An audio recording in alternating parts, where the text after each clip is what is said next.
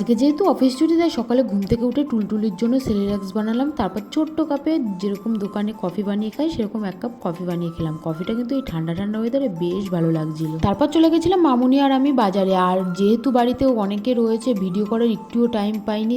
যেইটুকু টাইম পেয়েছি সেটুকু তোমাদের সাথে শেয়ার করছি। ভালো লাগলে সাবস্ক্রাইব কিন্তু করে দিও। আজকে বাড়িতে রান্না কিন্তু অনেক কিছু হয়েছে। চিংড়ি মাছ ভাতে, লাল শাক, ডাল।